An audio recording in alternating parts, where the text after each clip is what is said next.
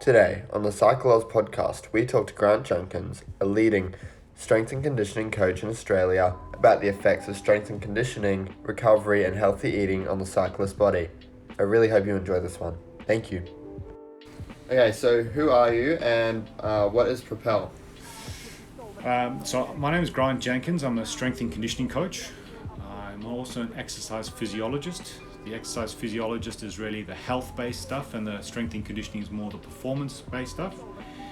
And we started up a business in 2012. Yep.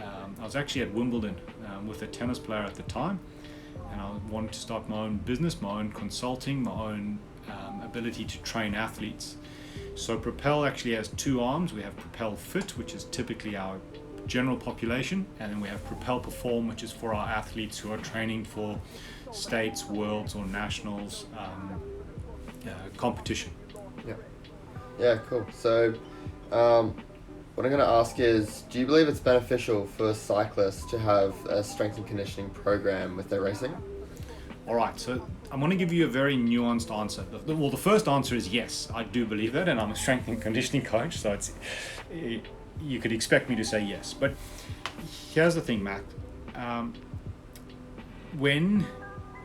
If you're a young cyclist, and I'm talking about all disciplines, all forms of downhill, roads, off-road, BMX, whatever, and you need a strength and conditioning program to keep your body healthy and resilient, because obviously the stresses that you're putting on your body by doing something like cycling, those stresses are very specific, and they overload certain parts of your body, but they also underload other parts of your body.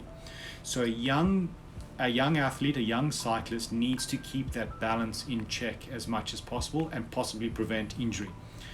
When it becomes when you are on the world stage and you're competing in the elites in your whatever discipline you're talking about, then it becomes important to have a strength and conditioning program to improve your performance. Yeah.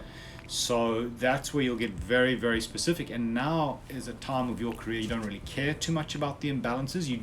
Maybe an imbalance is a good thing, like your quads are super strong and maybe your hamstrings aren't as strong. Typical cyclist thing. Yeah, and in which case you want to maximize that. So if you look at many of the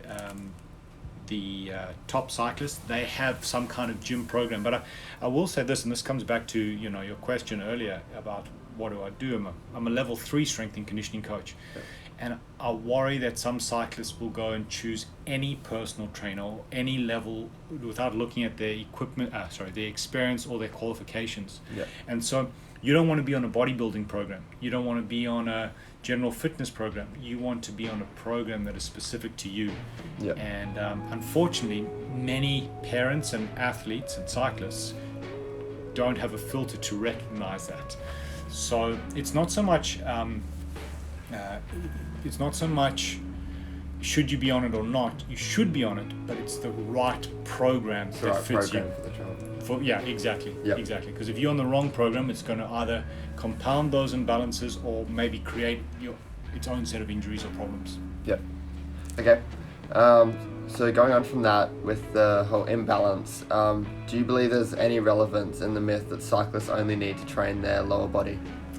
Again, no, because if you look at cyclists, you've either got 5 points of contact or 4 points of contact. You've got your hands. Yep.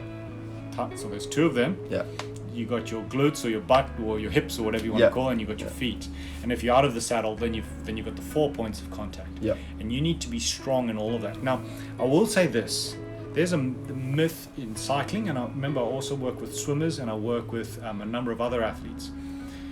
And people think that to increase strength, you have to increase muscle mass. Now, that is one way you can increase strength. Yep. But it's not the only way you can increase strength.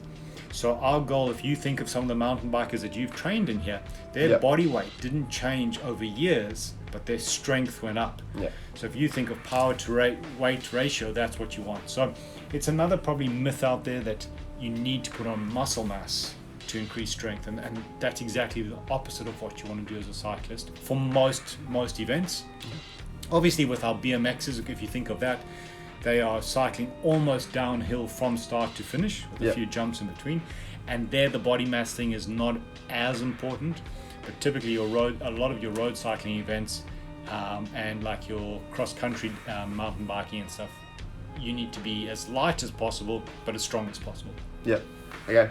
And so for someone who wants to start up with you guys at Propel, what's the starting process for a cyclist? And yeah, a good question. So you just reach out to us and we set up an initial consultation where we can actually see, okay, what are your goals, where are you at, and how can we help you? Yep.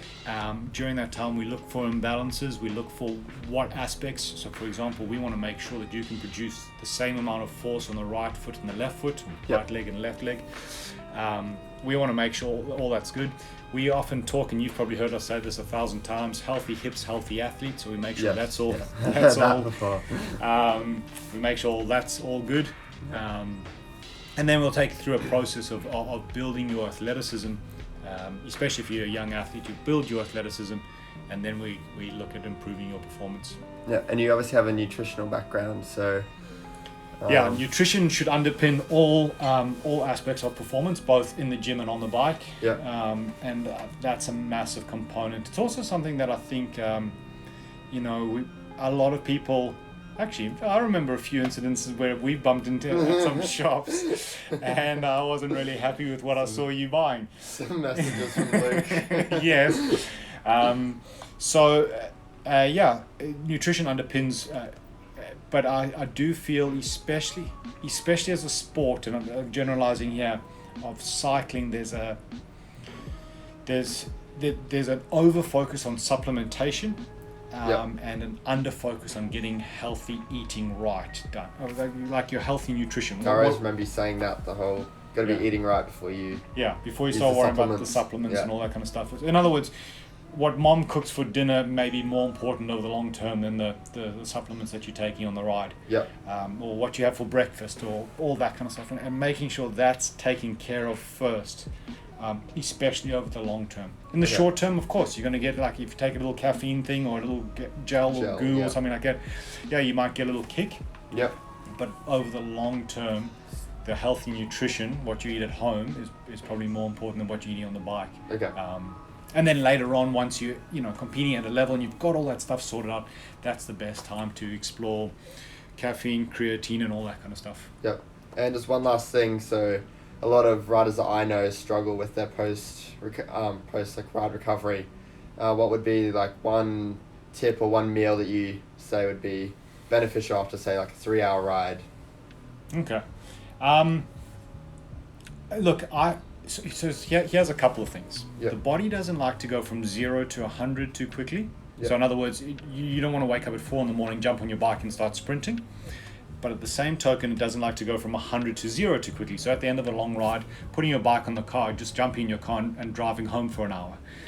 We want to warm up a bit slowly, and we want to cool down a bit slowly. So that's one thing I'd be looking at. That's probably the most important.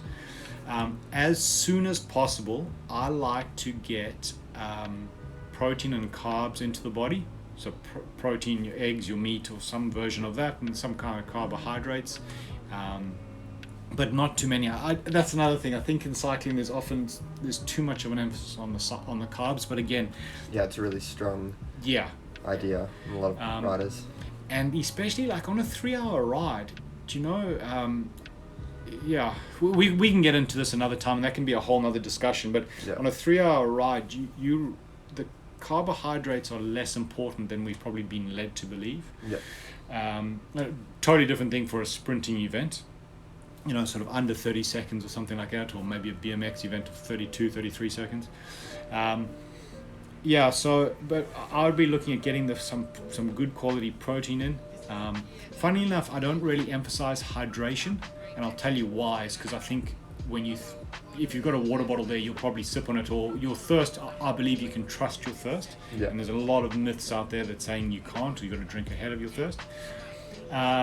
And then if I could give one more thing from a recovery point of view, it would be maximize your sleep. And I think especially with your generation, younger guys, we're not getting enough sleep usually. So you've got your phones, you've got all the apps, you've got all your Fortnite stuff and whatever. Strava. You've got all this the stuff that's keeping you awake, and one of the things I like to think about is the hour before midnight that you fall asleep is worth 2 hours after midnight. So if you think about that, it's more valuable to go to bed as early as possible before midnight, and then it doesn't really matter what happens after midnight as a general rule. So for example, I'm up at 4:30 every morning, but I'm in bed by 8:30. Yeah. So I try to shift my day that way rather than I used to be, I'd only think about going to bed at 10:30 at night. But now I'm kind of getting 2 hours earlier, which is kind of equivalent to 4 hours earlier if we say that rule of an hour before midnight's worth 2 after midnight. Yeah. And I feel much better. Yeah, awesome. Well, thank you, Grant. We'll drop your details below, and yeah, have a good one. Awesome, Max.